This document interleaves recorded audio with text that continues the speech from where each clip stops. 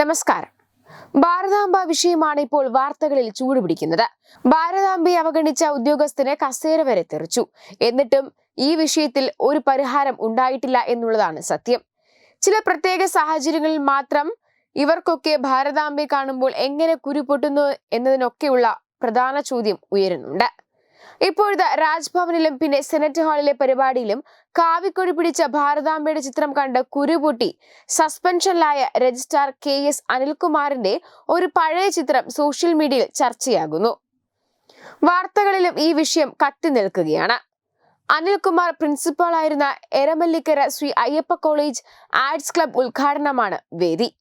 കാവിക്കൊടി പിടിച്ച ഭാരതാംബയുടെ ചിത്രമാണ് പശ്ചാത്തലത്തിൽ. ധ്വനി 2020 എന്ന പേരിട്ടിരിക്കുന്ന വേദിയിൽ അനിൽകുമാറുമുണ്ട്.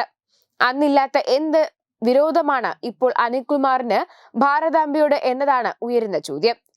കേരള സർവകലാശാല സെനറ്റ് ഹാളിൽ ഗവർണർ രാജേന്ദ്ര വിശ്വനാഥ് ആർലേക്കർ പങ്കെടുത്ത പരിപാടി അലങ്കോലപ്പെടുത്താൻ ശ്രമിച്ചതിന് രജിസ്ട്രാർ ഡോക്ടർ KS അനിൽകുമാറിനെ കഴിഞ്ഞ ദിവസം സസ്പെൻഡ് ചെയ്തിരുന്നു. ചാൻസലർ കൂടിയായ ഗവർണറോട് അനാദരവ് കാട്ടിയതായും ചട്ടവിരുദ്ധമായി പ്രവർത്തിച്ചതായും ബോധ്യപ്പെട്ടതിന്റെ അടിസ്ഥാനത്തിലാണ് VC ഡോക്ടർ മോഹൻ കുന്നുമ്മൽ രജിസ്ട്രാറെ സസ്പെൻഡ് ചെയ്തത്. രജിസ്ട്രാറുടെ നടപടിയിൽ രാജ്ഭവൻ VCയോട് വിശദീകരണം ചോദിച്ചിരുന്നു.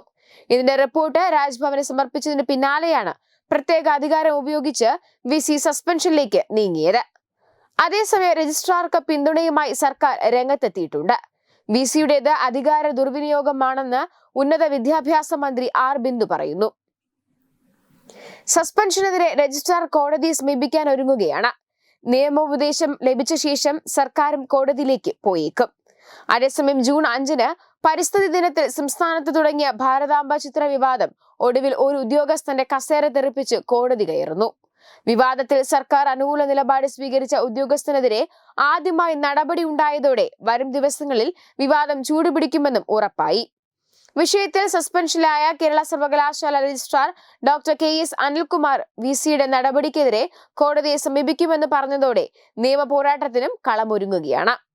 സർവകലാശാല ചട്ടങ്ങൾക്ക് വിരുദ്ധമായി മതചിഹ്നം പ്രദർശിപ്പിച്ചുവെന്ന് ചൂണ്ടിക്കാട്ടിയാണ് രജിസ്ട്രാർ പരിപാടി റദ്ദാക്കിയതും സംഘാടകർക്കെതിരെ DGPക്ക് പരാതി നൽകിയതും. എന്നാൽ ഏതു മതചിഹ്നമാണെന്ന് വ്യക്തമാക്കാൻ രജിസ്ട്രാർക്ക് കഴിഞ്ഞില്ലെന്ന റിപ്പോർട്ടാണ് VC ഗവർണർക്ക് നൽകിയിരിക്കുന്നത്. ഭാരതാംബ ചിത്രം സർവകലാശാലയിൽ ഉൾപ്പെടെ വയ്ക്കുന്നത് നിയമവിരുദ്ധമാണോ എന്നത് സംബന്ധിച്ചുള്ള തർക്കം കോടതിയുടെ പരിഗണനയിലേക്ക് എത്തുന്ന സ്ഥിതിയാണുള്ളത്. പരിസ്ഥിതി ദിനത്തിൽ രാജ്ഭവനിലെ പരിപാടി ഉപേക്ഷിച്ച് കൃഷിമന്ത്രി P പ്രസാദാണ് കാവിക്കോടിയേന്തിയ ഭാരതാംബ ചിത്ര വിവാദത്തിന് തുടക്കമിട്ടത്. അവിടെ നിന്ന് അങ്ങോട്ട് ഭാരതാംബയെ കാണുമ്പോൾ കുരുപൊട്ടുന്ന സഖാക്കളെയാണ് ഇതുവരെ നമ്മൾ കണ്ടത്. എന്തായാലും ഭാരതാംബ വിഷയം ഇപ്പോൾ അടുത്ത തലത്തിലേക്ക് കടന്നിരിക്കുകയാണ്. ഇനി ആരുടെയൊക്കെ കസാര തെറിക്കുമെന്നതും കണ്ടറിയണം. Web desk Tatwamayi news. രാവുമായണം രാമനെ അറിയണം. സ്കൂൾ കുട്ടികൾക്കായുള്ള രാമായണം പ്രശ്നോത്തരി ജൂലൈ 20 ഞായറാഴ്ച രാവിലെ 9 മണിക്ക്.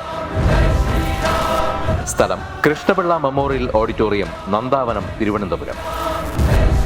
രാമായണ മാസാചരണത്തോടനുബന്ധിച്ച് തത്തുമൈ TV സ്കൂൾ കുട്ടികൾക്കായി ഒരു രാമായണം പ്രശ്നോത്തരി സംഘടിപ്പിക്കുന്നു.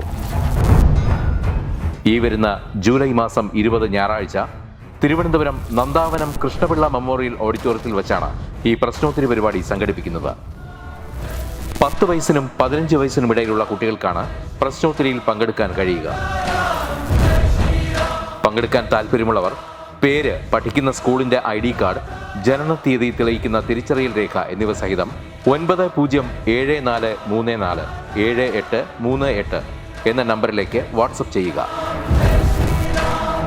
ഒരു കുട്ടിക്ക് 100 രൂപയാണ് രജിസ്ട്രേഷൻ ഫീസ്. പ്രവേശനം ആദ്യം രജിസ്റ്റർ ചെയ്യുന്ന 54 കുട്ടികൾക്ക് മാത്രം.